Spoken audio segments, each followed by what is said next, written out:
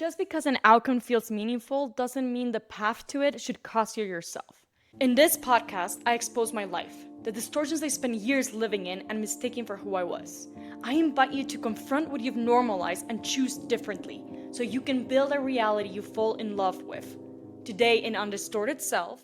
So, continuing from the previous episode on meaning, first, I hope you've thought about what actually adds value to your life and what you're doing to achieve it, what you're tied to, what's the source that you're expecting the outcome to come from, and what is it requiring from you.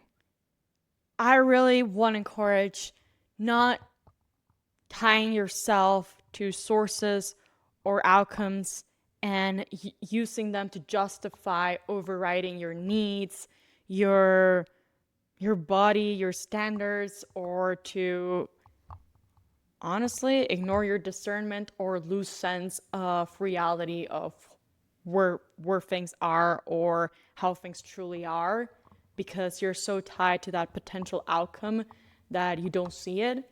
So if that's been happening to you, really, really question it, seeing what ways it's harming you and what ways it's costing you, and consider adjusting, either changing, well, first, not overvaluing the outcome over yourself, definitely, really asking yourself what the reality is, how things are moving, because remember, we're always changing, we're always evolving, so if things are changing with you, good. And if they're changing in the direction that you're intending to, good.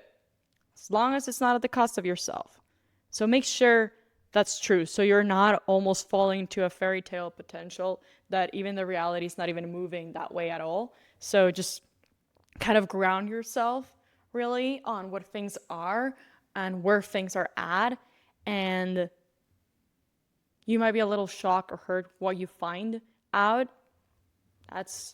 That's normal, but you really need to become aware, because once you're aware, you can actually do something to change it. And remember, self-sacrifice is not noble. Don't act like it is. Really don't. It costs you more to sacrifice yourself. And I will tell you, now that I've changed what I find valuable in the way that I'm reaching for things, actually things feel a lot more meaningful than they used to. Now that I'm not overriding myself, that I'm doing things for me and literally by myself, everything feels so much more meaningful, because I get to see not only what I'm capable of, but also the process that I go in to do something, and even my learning curve, how I figure things out, how I fix things. It honestly has, following this path and doing what I've been doing now has improved so much the relationship with myself. And not only because I'm not ignoring myself, but also because I keep seeing what I'm really capable of, and it keeps increasing the trust in my own abilities, in my value, in everything. And it's cool. It's an amazing way to actually give yourself a chance to get to know yourself, to allow yourself to grow, and not to prove anything to anybody. No, you're just showing to yourself. You're doing it for you. It's actually, it's a beautiful experience. This takes me to my next point, which I know in the previous episode I had addressed a little bit about the equation that I was trying to work out to try to make things maybe a little bit more understandable. So when you attach meaning to something, is because you're expecting that to bring you a certain value. So you're doing it because of the value you're going to receive from it. So it has some sort of significance. It can be any sort of significance. It could be literally materially or emotionally. A lot of the times it's emotionally, it gives you some excitement, and it's combined with things. Anyways, that value is going to be received from that potential outcome, and that potential outcome is going to come from an action or a source. Now I'm calling it a source because it's a little bit more general. And in order to get that outcome from that source, there's going to be a path that you'll need to follow. So when I say remain with yourself, don't abandon yourself, that is primarily in the path from the source to the outcome. In that process, don't abandon yourself. But you also need to check what the source is. So what the outcome you're attaching yourself to is, what the source is, where they're at, how they're working, if they're moving forward to that outcome. And remember that that value that you can get from that outcome can also be, you can also get from an entirely different outcome, from an entirely different source, and from an entirely different path. Those variables, well, all variables can always be adjusted. But if you're tied to that value you want to receive, adjust the source, the outcome, and the process. And see, depending on your situation, which one you adjust, or maybe you adjust the three of them. So if your value, and you're gonna, in your life, are gonna have many things, obviously, that bring you value. It's not just one thing. Many things in different directions of your life, in different areas of your life that are gonna bring you value. So you can see this equation in all the different areas of your life. But I'll give you this one example because I had mentioned it in the previous episode. So part of what gives me value, or like makes me feel excited, and the reasons of why I do some things, is because I want to help people. And help people is something pretty broad. And many people might even have that same value added from different activities, and they're going to have an entirely different equation in order to get that value. So before, I had tried to create something meaningful, or basically do something for others in many different ways. So in the startup, it was one of the sources. So using the equation, the startup was one of the sources that I thought could reach the outcome, which was basically becoming a successful enterprise, and the platform reaching many people and literally helping them. That's where I was going to get the value. But, well, the process was pretty faulty because I was doing it while I overvalued the outcome, and I was doing it at my own expense. So the process was distorted, but also the source was distorted. So then that was not growing with me, so I put it aside. Then in the consulting job, I did want to work. It was consulting, so I wanted to work, and it was a huge company with clients that were in industries that I could help more people. So I actually wanted healthcare and education, but it was so hard to find projects in those areas because, well, sadly they're underpaid. And there were some, but there was too many mechanisms that it was actually hard to reach those opportunities, or allow my timing to match the timing of those when those gigs became available. So it was quite hard to get those opportunities. So actually doing things that were meaningful for people was becoming farther and farther away, and I couldn't make it happen. And it got a lot disappointing because the projects, they were interesting and I was learning a lot, but they were not creating the outcome that I wanted to. They were not doing for something to actually help people in some capacity, in the sense of mostly in personal growth. Yeah, it was more for profit. So yeah, that was one other time that I tried it. That didn't work. And now I'm doing it entirely different. So the whole process that I'm following, not only process, so now the source is me. I'm the one creating everything, and I'm created it on my own, and it's literally all coming from me, which I was saying a little bit earlier. And the outcome, still, I'm just basically polishing my knowledge and doing, and I have many ideas of things to do, but they're all very related. So I'm building an ecosystem of different channels to communicate it. And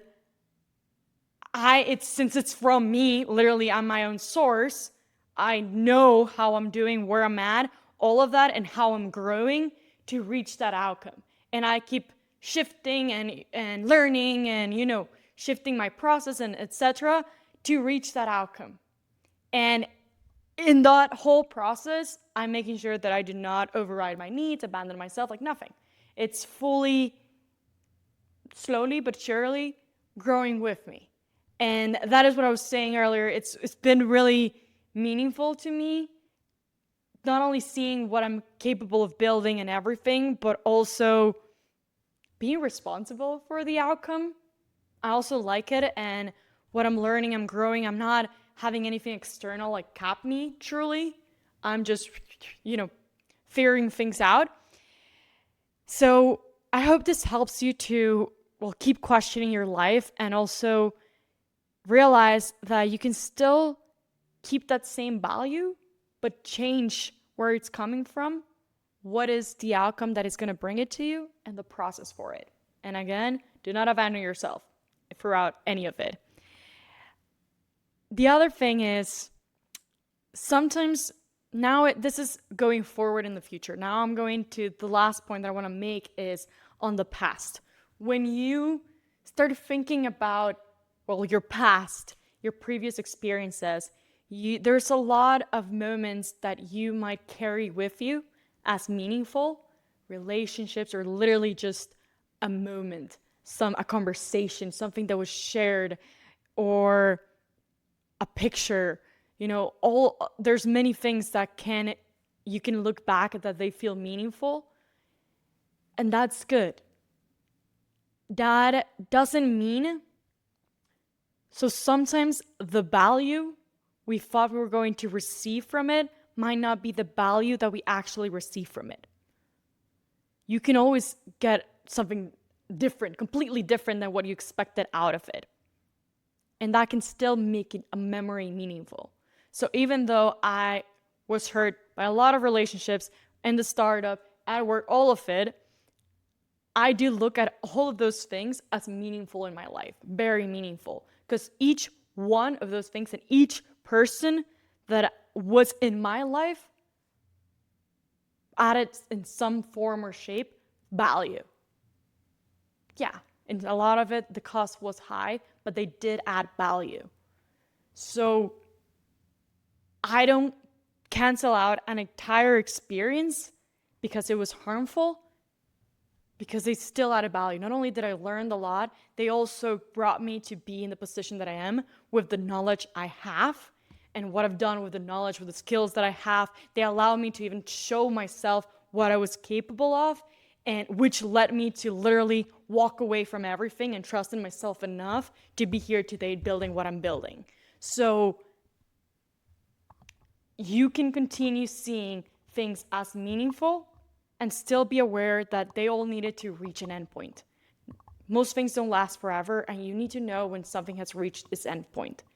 Being meaningful or having added value doesn't mean that they will forever keep adding value. There's sometimes that value cannot be sustained by that source, and you need to know the limits of the source so you can step away when it's necessary, or you can end, and it doesn't need to be a fight or there's horrible thing. No, you can just know when to walk away. But for that, you need to be very aware of the situation, of yourself, the limits, and all those different conditions and what you're looking for. That's one thing. And also, even though you look at your past and something feels meaningful, doesn't erase the harm that was caused. So if there was a lot of hurt in it, both of those things can be true. I do not erase any of the pain from my past, but I also do not erase the value those experiences added. Both can stay true. And then, so the other thing is, what you value today might not be the same that you value tomorrow. And that is okay. We're constantly evolving. And the more you learn and you change and you see things and you experience, that which you value will change. So you can let it change.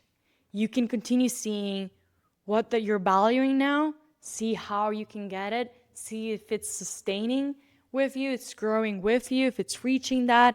It's always being in touch with yourself, with the reality, and just basically the more awareness you have, the more maneuvering you can do in it, and allow yourself to evolve.